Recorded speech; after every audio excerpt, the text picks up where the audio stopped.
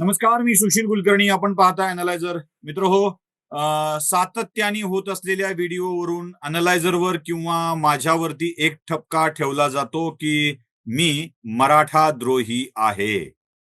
आता मराठा द्रोह हा शब्द कसा वापरला जातो, तर मी जरांगेंच्या भूमिका आपल्या सगळ्यांच्या समोर मांडतो म्हणून मराठा द्रोही म्हटलं जातं. अशाच एका खरं तर त्यांना मी मराठा द्रोही असं म्हणू का, हा प्रश्न आहे. त्यांनाच विचारूया आपण, चालेल का असं म्हटलं तर. वारसकर महाराजांच्या सोबत आहेत. महाराज रामकृष्ण हरी. खरं तर रामकृष्ण हरी. रामकृष्ण खरं हरी. तर आपण सगळे हिंदू आहोत, कोणत्या जातीपेक्षा, कोणत्या सगळ्यापेक्षा. पण एका समाजाच्या बाबतीत जे घडतंय त्या सगळ्या विषयात आपल्याशी चर्चा करावी म्हणून आपल्याला आज मुद्दाम पहिल्यांदा अॅनालायझरच्या व्यासपीठावर बोलवलंय. महाराज, माझा पहिला प्रश्न तुम्हाला, हा. जरांगेंच्या बाबतच्या भूमिका तुम्ही बोलत असताना, मांडत असताना विरोधातली भूमिका का घेताय? इनफॅक्ट तुम्ही अगोदर जरांगेंच्या सोबत गेलेला होता, तिथे गेलेला होता. तुम्ही एकदम विरोधातली भूमिका का घेतली? नाही, मुळात माझ्याबद्दल मनोज जरांगे यांनी असा खोटा अपप्रचार केला की वारसकर महाराज हे मराठा समाजाचे विरोधी. बर. हे एकदम खोटं आहे, एकदम चुकीचं आहे. हम्म. वास्तविक पाहता मनोज जरांगे यांच्या आधीपासून मराठा समाजाला आरक्षण मिळाव्यासाठी आम्ही काम करतोय आणि विथ प्रूफ करतोय. रस्त्यावरची लढाई, प्रशासकीय लढाई आणि न्यायालयाची लढाई. म्हणजे 2017 साली मी केलेल्या पिटिशनमुळे गायकवाड आयोग अस्तित्वात आला, संभाजीराव म्हशेंचा आयोग अस्तित्वात आला आणि जे मराठा आणि कुणबी आज ज्या मुद्द्यावर मनोज जरांगे भांडतायत तो अहवाल तयार करण्यात, निर्माण करण्यात माझा फार मोठं योगदान आहे.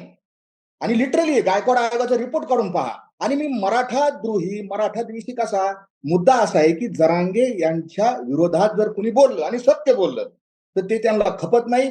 ते म्हणतात यांनी सुपारी घेतली आणि यांनी माझा आणि भारतीय जनता पक्षाचा कुठलाही संबंध नाही, सरळ सरळ संबंध नाही. परंतु त्या मनोज जरांगे यांचं काही उघडं पडलं तर ते लगेच असा आरोप घेतात.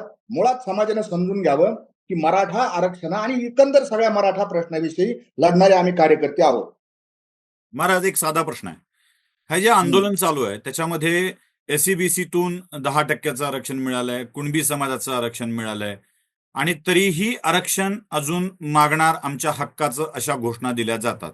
आरक्षण मिळालंय की नाही मिळालंय? काय झालंय? तुमचं मत काय आहे?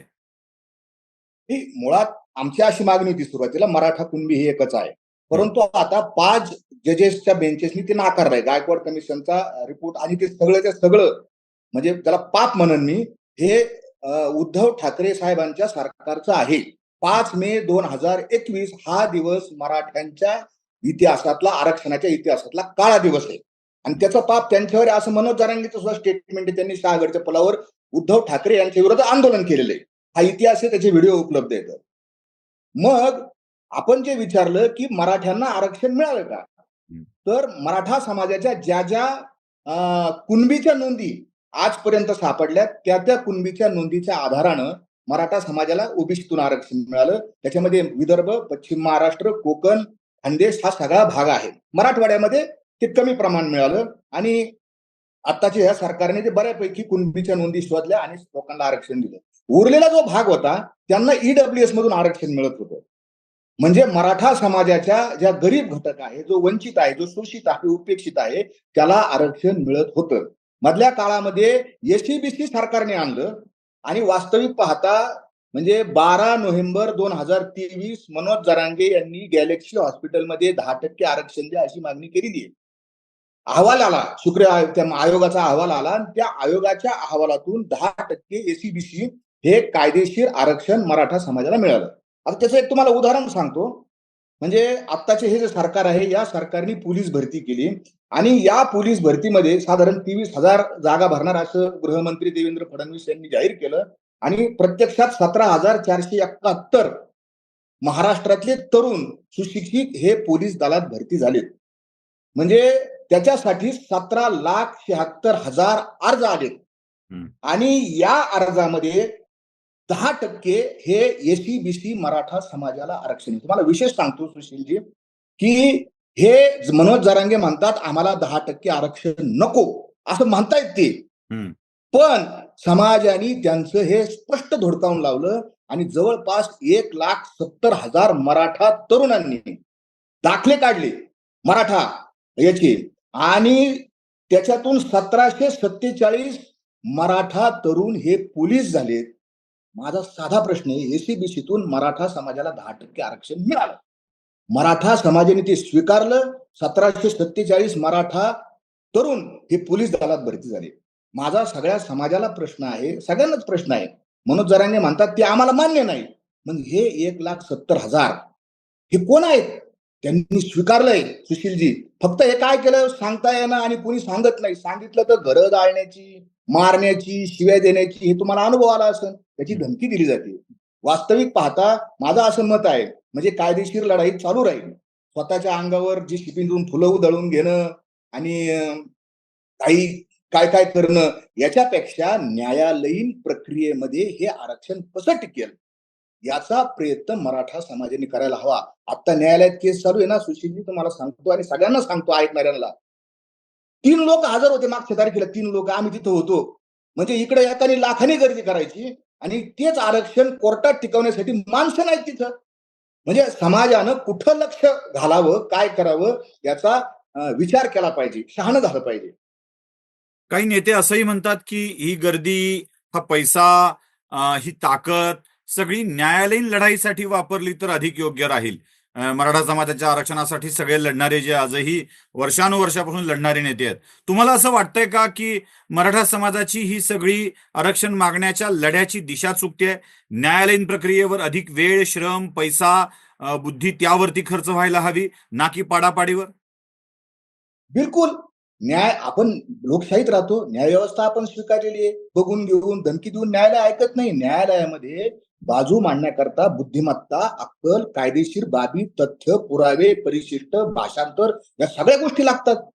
आणि ते सगळं असून सुद्धा अतिशय चांगले निष्णात वकील सुप्रीम कोर्टाच्या समोर, हायकोर्टाच्या समोर बाजू मांडण्याला लागतात. मराठा समाज इथं कमी पडतोय. मी पिटिशनर होतो, आम्ही प्रत्यक्षात त्याच्यामध्ये पिटिशनर होतो. सुप्रीम कोर्टात ज्यावेळेस केस चालली, खालच्या हायकोर्टामध्ये एक फार मोठे लॉयर होते, रफिक दादा नावाचे, अतिशय सिनियर लॉयर आहेत आणि त्यांची फी खूप आहे. तरी ते म्हणले बाबा मराठा समाज गरीब आहे, वंचित आहे, शोषित आहे. त्यांनी काही तुटपुंजी फी सांगितली ती आम्हाला. आमच्यासारखे म्हणजे आम्ही सामान्यच लोक आहोत. आम्हाला ती अक्षरशः वर्गणी करून सुद्धा भरता नाही आली. हे काम खऱ्या अर्थाने त्या उद्धव ठाकरे साहेबांच्या सरकारचं होतं. पण त्यांनी वेगळेच वकील दिले. त्यांचा उद्देश काय होता आम्हाला कळला नाही. परंतु ही जी सगळी लढाई चाललेली आहे, हा जो पैसा विना म्हणजे जीसीबीच्या फुलांवर उधळलेला पैसा, त्याच्यातला 10% पण बरं का, इतका पैसा उधळलाय समाजाने, त्याच्यातला 10% जरी न्यायालयात वापरला तरी शाश्वत टिकणारं आरक्षण मराठा समाजाला भेटेल, 100% भेटेल. चला, आपण आता निवडणुकांचा हंगाम चालू आहे. महाराष्ट्राचं भवितव्य निश्चित करण्याचा कालावधी आता अगदी 20 दिवसावर येऊन ठेपलाय. या दिवशी आपल्याला निवडणुकांच्या वरती भाष्य केलं पाहिजे. म्हणजे मला काही महत्वाचे मुद्दे विचारायचे आहेत. मराठा आंदोलकांच्या वतीनं मनोज जरांगे यांनी, म्हणजे खरं तर माझ्यासाठी हेच आश्चर्यकारक आहे की जरांगे घेतील ती मराठा समाजाची भूमिका, असं चित्र आज निर्माण झालंय. आपण तसं गृहीत धरूया. ही भूमिका देखील बदलल्यासारखी असं वाटतंय का? कारण जरांगेंचं कालचं विधान आहे की एकटा मराठा समाज लढू शकणार नाही, त्यासाठी मराठा, मुस्लिम, दलित यांना एकत्र यावं लागेल. ही एकत्रीकरणाची समाजाच्या प्रक्रिया जी जरांगेंनी सुरू केलेली आहे, ही अगदी अशातली 2 दिवसापूर्वीची भूमिका आहे. या भूमिकेवर तुम्हाला काय वाटतं? नाही, मी सातत्याने माझा जो वाद झाला ना, त्याचं कारणच असं आहे की मनोज जरांगे आपल्याच विधानापासून पलटी मारतात. काल एक बोलतात, आज एक बोलतात, उद्या एक बोलतात. हा इतिहास आहे. आता अनेक लोक मला ट्रोल करतील, त्यांना सहन होणार नाही. पण इतिहास आहे, वास्तव आहे. जरा मागचे व्हिडिओ आणि आपल्यालाही विनंती आहे की आपण एक 4 एप्रिलचा नाशिक इथं मनोज जरांगे यांचा एक व्हिडिओ आहे. तो आपण कृपया दाखवावा. मनोज मी जरांगे यांना दाखवतो. मी 1 मिनिट थांबवतो आणि तो व्हिडिओ दाखवतो. 1 मिनिट थांबवतो आणि तो व्हिडिओ दाखवतो. सभा मराठा 100% लढवणार, तर विधानसभा मराठा 100% लढवणार. 288 पैकी तिथं निव्वळ सगळे जरी एका बाजूला गेले, नुसता मराठा जरी एक शिक्का चालला तरी 92 सीट नुसते मराठ्यांचे निघू शकते. बघितलात? म्हणजे या व्हिडिओत त्यांनी मराठा समाज हा 90च्या वर 95 जागा जिंकू शकतो असा दावा, 92 जागा जिंकू शकतो असा दावा केलेला आहे.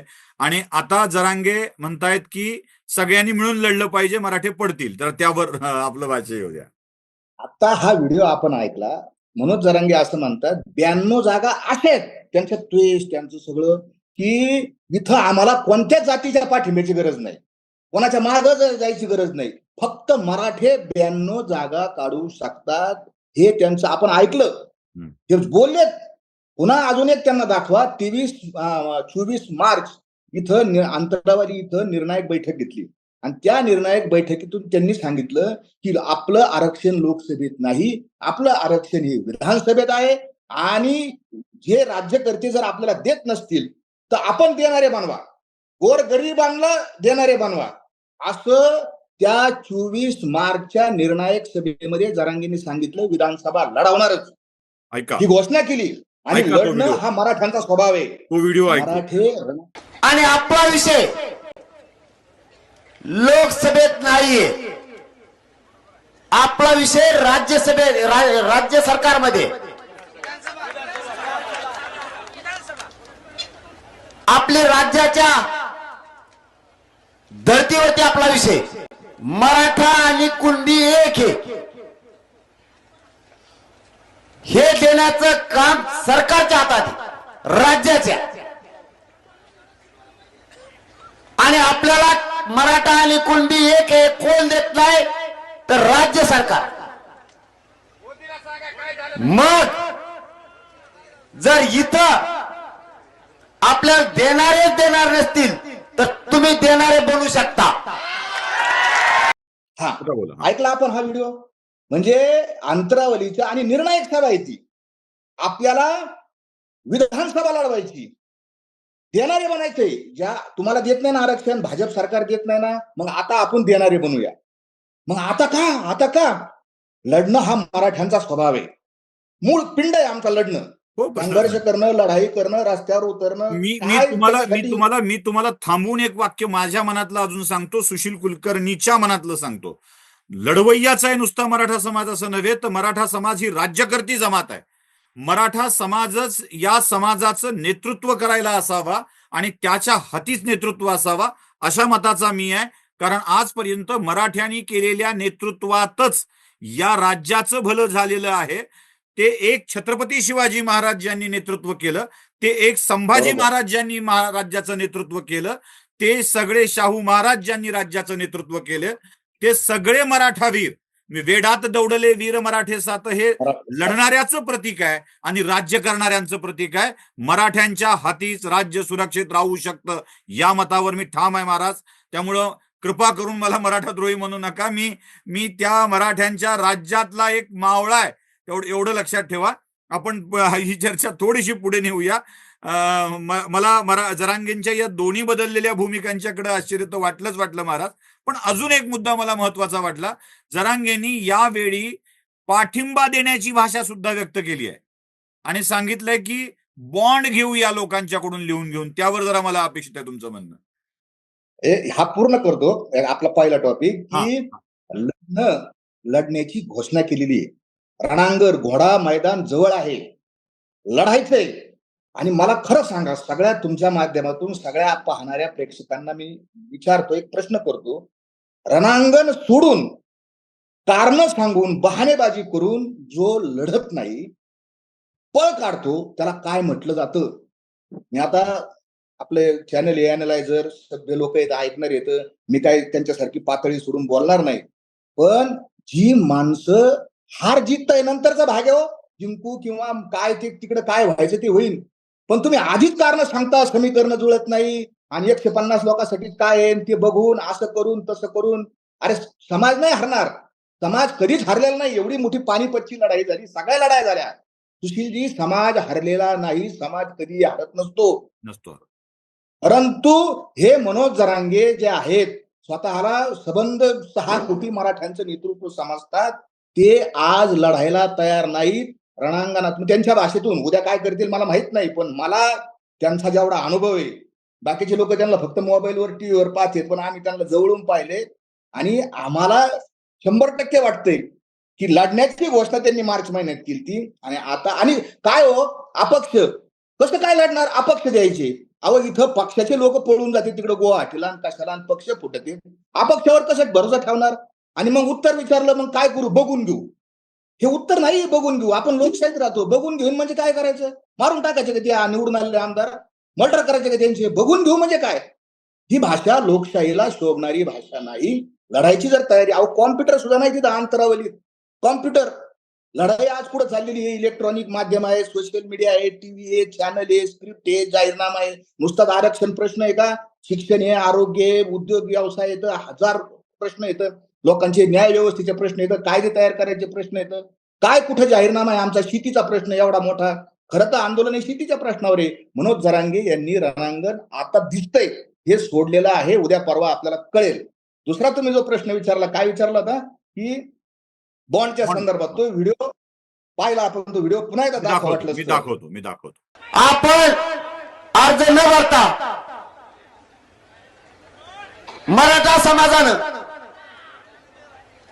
कोणत्याही पक्षाचा असो त्याच्याकडून लिहून घ्यायचं, सगळ्या सोयऱ्यांच्या बद्दल अंमलबजावणीसाठी तू आवाज उठवणार का, त्याच्याकडून बॉन्डवर लिहून घ्यायचं आणि त्याला पाठिंबा द्यायचा. मग पक्ष कोणताही असो,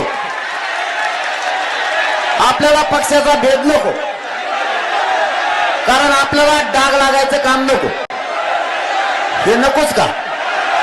जाऊन द्या, काय मग टाका काढू. हे नकोच का? जाऊन द्या, काय मग टाका काढू. मनोज जरांगे काय म्हणतात, मी समाजाचा मालक नाही, समाज माझा मालक आहे आणि समाज सांगन तसं मी ऐकणार. या 24 मार्चच्या दिवशी हा व्हिडिओमध्ये सर्वांनी ऐका की हा जो बॉन्ड आहे, मनोज जरांगे यांनी त्याच वेळेस सांगितलं होतं की कोणत्या का पक्षाचा असाना, मग तो भाजपचा का असाना, लोकसभेला आपण त्याच्याकडून एक बॉन्ड लिहून घ्यायचा 100 रुपयाच्या का 500 रुपयाच्या स्टॅम्पवर, आणि मग जो आपल्याला समर्थन देईन, सगळे सोयरे मराठा कुणबी एक त्याला खपाखप मत मारायचे, निवडून आणायचं. त्यांची भाषा आहे, खपाखपा उभा राहाय, ही त्यांची भाषा आहे.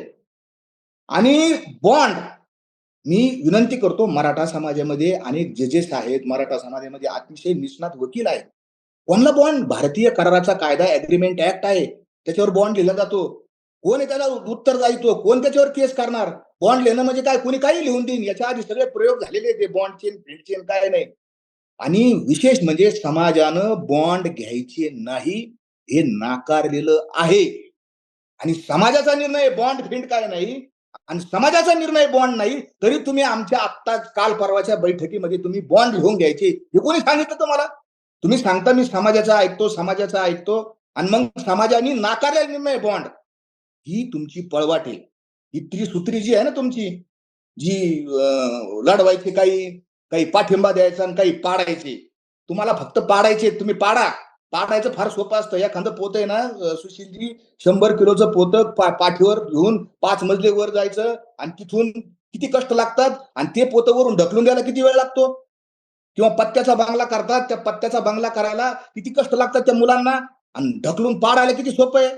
पाडणं फार सोपं असतं, घडवणं, निर्माण करणं, उभा करणं, निवडून आणणं हे फार कष्टाचं जिकरीचं काम आहे. आणि ते फक्त आमच्या छत्रपती शिवाजी महाराजांनी केलं.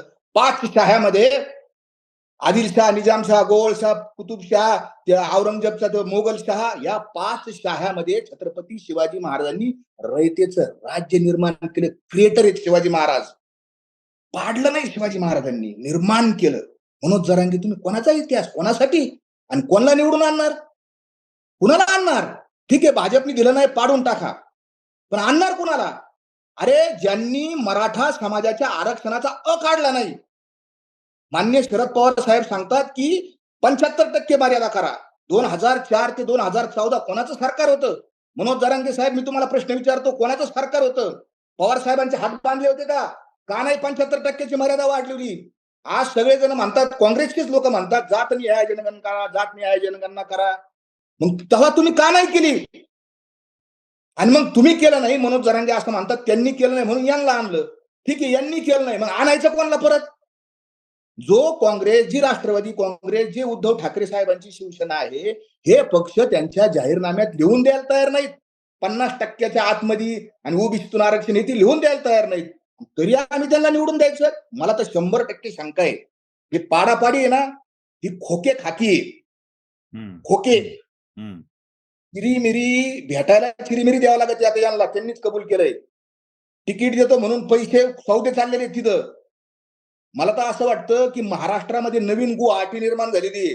मी लय फाटक्या तोंडाचा आणि खरं बोलणारा माणूस आहे. सत्या महामनी नव्हे गबाळाचा धनी, देतो तीक्ष्ण उत्तरे पुढे व्हावयाशी बरे, नाही भिड भाड तुका म्हणे साना थोर. तुकोबरायच्या वारकरी चळवळीतला मला खरं बोलणारच आहे. आम्ही बहुमत जरी कुठं असेल ना तरी सत्य सत्य असतं सुशीलजी. आणि म्हणून हे जे चाललंय ना आता महाराष्ट्रामध्ये, हे पाडापाडीचं राजकारणामध्ये पैशाशिवाय काही होत नाही. हे लहान शेंबड्या मुलाला सुद्धा कळतं. अगदी खरंय, अगदी खरंय. म्हणजे हा, हे जे चाललंय ना हे आज नाही, ह्या उद्याच्या काळामध्ये ज्यावेळेस अनालिसिस केलं जाईल किंवा अनालायझर केलं जाईल त्यावेळेस हे समाजाला समजेल. मराठा समाजाची आत्ताची मानसिकता काय आहे असं तुम्हाला वाटतंय? ही निवडणूक लढली पाहिजे स्वतंत्र मराठा समाजाने असं वाटतंय की काय आहे? म्हणजे लोकांच्या डोक्यात काय आहे की एक लढा होऊन जाऊ दिलाच पाहिजे असं वाटतंय, जरांगे तो होऊ देत नाहीयेत, किंवा समाजाच्या मनामध्ये लढायचं नाही आणि जरांगेंच्या लढवायचं आहे? काय स्थिती काय आहे नेमकी? मी सांगितलं, आपणही चर्चा केली की मराठा समाज हा लढवय्या समाज आहे. हो. मराठा समाज हा काँग्रेसला, राष्ट्रवादीला आणि उद्धव ठाकरेंच्या शिवसेनेला तसेच इकडच्या महायुतीच्या सगळ्या पक्षाला कंटाळलेला आहे. हम्म. कोणाला वाईट वाटन, कोणाला चांगलं वाटन, पण मी अगदी सत्य खरं आहे, मानतो. अगदी त्यांना खरं आहे. कंटाळ हा आणि त्यांना हा जो कंटाळलेला आहे. मुळात महाराज सांगू का तुम्हाला, मराठा समाजाच्या सामान्य माणसांनी आपल्यावर केलेली टीका ही मी गृहीत यासाठी धरतो की ती वैफल्यातून आलेली आहे. सतत सतत बरोबर, सतत correct. डावलल्या गेल्यातून ते बोल आलेले आहेत. मग त्याला कुणी त्या जातीवर केलंय, कुणी व्यक्तींवर केलंय, समर्थक म्हणून केलंय. ती वैफल्यातून येणारी आहे, त्यामुळे तो चिडलेला आहे, रागावलेला आहे, हे 100% खरं आहे. बिलकुल बिलकुल. आणि म्हणून लोकांच्या मनामध्ये असं आहे की लढलं पाहिजे. हम्म. रक्तात आहे आमच्या मराठ्यांच्या रक्तात आहे. मराठी म्हणजे सगळेच जे शिवाजी महाराजांच्या सैन्यात जे 18 पकड सगळ्यांच्या रक्तात आहे. लढलं पाहिजे. मग होऊन जाऊन द्या ना म्हणले एकदा. पण हे लढत नाहीत. लढलंच पाहिजे. मी काय म्हणतो, 288 नका लढू, 92 नका लढू. अरे 15, 20, 25 काहीतरी लढवा ना. हो. लढायचंच नाही. आणि मग काय म्हणायचं, तुम्हीच फॉर्म भरा. अहो स्ट्रॅटेजी असते ना काहीतरी इलेक्शनची. काय स्ट्रॅटेजी साहेब? काही स्ट्रॅटेजी नाही. भरा फॉर्म. कोणी फॉर्म भरतंय? अरे विधानसभेत जाऊन ज्या मुद्द्यावर आरक्षणाचं आंदोलन उभं राहिलं त्या मुद्द्यावर विधानसभेत बोलण्याच्या तोडीचे, पात्रतेचे माणसं तर गेले पाहिजे ना विधानसभेत. हो. मनोज जरांगे यांना असं वाटतं, म्हणजे सुरुवातीला असं वाटत होतं, तो 4 तारखेचा व्हिडिओ सगळ्यांनी पाहिलेला आहे. त्यांना असं वाटत होते, म्हटले सुद्धा की आम्ही आमची दगड उभं राहू. इतकं सोपं इलेक्शन राहिलेलं नाही मनोज जरांगे साहेब. दगडाला शेंदूर, तुम्ही कोणत्या दगडाला शेंदूर लावता ना कोणचा दगड विधानसभेत पाठवता. लोक एवढे खुळे वेडे राहिलेले नाहीत. लोकांना कळतंय सगळं. पण आता काय, सगळेजण बोलणार कोण? कोण बोलणार? घंटा कोणी बांधायची अशी प्रश्न निर्माण झालेला आहे. आणि म्हणून समाजाच्या मनात आहे लढलं पाहिजे, स्वतंत्र आपली माणसे गेले पाहिजे. थोडे का असना मागं शेतकरी, आम्ही शेतकरी संघटनेच्या चळवळीतला माणूस आहे. आदरणीय शरद जोशी साहेबांमुळे आम्हाला शेतकऱ्यांचे प्रश्न कळाले. मुळात काय माहितीये का, आता मी तुमच्या चॅनलवर आलो, लोक टीका करणार, हे दोघंही सुपारी घेतलेले, भाजपचे, तुम्ही ब्राह्मण, मी मराठा, आणि लोक, मी तर एका वेगळ्या चळवळीतून आलेलो माणूस आहे, आणि म्हणते हा इथंच कस काय आला, हा असंच कस काय आला. अरे आम्ही सत्याच्या पाठीमागचे तर शरद, आणि तुम्ही जे अनालाइज करता, आम्ही तुमच्याकडे कुलकर्णीजी जे पाहतो, आमचा जे पाहण्याचा दृष्टिकोन आहे तो वेगळा आहे, वारकऱ्यांचा दृष्टिकोन आहे. माझ्या ज्ञानोबारायांनी 12व्या शतकामध्ये टीका केली भगवद्गीतेवर. शके 1212 टीका केली ज्ञानेश्वरी, सच्चिदानंद बाबा आदरे लेखकू झाला. टीका केली याचा अर्थ क्रिटिसाइज केलं नाही. टीका केली याचा अर्थ अनालिसिस केलं, अनालायझर केलं. आज जे तुम्ही करताय ना, म्हणजे आम्ही ज्ञानोबारायांचं आडनाव कुलकर्णी होतं, तुमचंही आडनाव कुलकर्णी आहे. आम्ही त्या अनालायझिंग मधून आम्ही तुमच्याकडे पाहतो. काहीच नव्हे, मी कोणत्या गावीचा एवढं म्हणेल, ज्ञानोबा ज्ञानोबारायाच्या आणि तुकोबारायांच्या पायीच्या धूळ होण्याची सुद्धा माझी लायकी नाहीये महाराज. फक्त अण्णाव कुलकर्णी होतं म्हणून कोणी ज्ञानोबा होत नाही. आपण नाही, तुम्ही तसं नाही. माझा म्हणण्याचा उद्देश असा आहे की त्या परंपरेतले तुम्ही आहात, अनालाइज करणारे आहात. त्यांनी फार मोठं काम केलं. संस्कृत भाषा जगाशी कळेना म्हणून नारायण, म्हणजे त्यांनी त्यांचं काम, अरे आपली तर लायकीच नाही त्यांच्या पुढे, ना खचीच सर आपल्याला नाही. परंतु त्याच्यातलं एक का होईना छोटं काम आपण करतोय, आणि म्हणून तो चष्मा त्या दृष्टीनं आम्ही आपल्याकडे पाहतो की सत्य मांडण्याचं जे प्लॅटफॉर्म आहे, व्यासपीठ आहे, ठीक आहे, लोकांना काय वाटतं तो वाटू द्या. परंतु आम्ही त्या भावनेतून, त्या दृष्टिकोनातून इथं आलो, आणि म्हणून ही जी काही गोष्टी आहेत, या समाजाचं जे मत आहे ते आम्ही आपल्याला सांगतोय. महाराज, या सगळ्या लढाईमध्ये आणखी एक गोष्ट होतीये, ती म्हणजे थेट हल्ले, थेट मारणं. त्याचे बळी तुम्ही पडलात असं मी म्हणणार नाही. निष्कारण तुमच्या आईला सुद्धा ते भोगावं लागलेलं आहे, ज्यावरती मी बोललोय की मराठ्यांची आई नायिका म्हणून. या सगळ्या हो हो हो युद्धाला या स्वरूपाकडे जाणं ही समाजाची सामाजिक वीण जी आहे आपली, एकमेकात गुंफलेली, एकमेकांना आदर देणारी, एकमेकांना सांभाळून घेणारी, ती वीण विस्कटतेय, उसवली जाते असं नाही वाटत? हा शेवटचा प्रश्न आहे माझा. बिलकुल बिलकुल सामाजिक घडी उद्ध्वस्त झाली. आमच्या संतांनी एक अवघी एकाचीच विण तेथे कैसे भिन्न भिन्न त्या काळात कर्मठांचा फार मोठा प्रभाव या समाजावर होता आणि संतांनी सगळा हा जाती भेद नष्ट करून सगळ्यांना जोडलं. तुकोबारायांच्या टाळकऱ्यामध्ये जर पाहिलं तर सगळ्या जाती धर्माचे टाळकरी होते. सगळे होते म्हणजे सर्वांनी एकत्र येणं हे वारकरी संप्रदायाचं मुख्य लक्षण आहे.